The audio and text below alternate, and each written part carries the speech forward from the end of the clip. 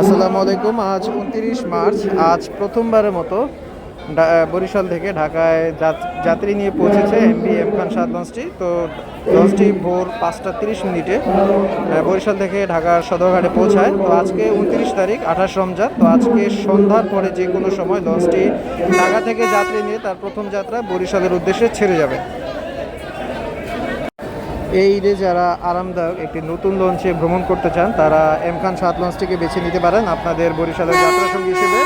তো লঞ্চটিতে বিলাসিতার কোনো কমতি নেই, আর ইনশাল্লাহ কেউ হতাশা হবেন না। যা লঞ্চটিতে আশা করি আপনারা ভালো সার্ভিস পাবেন।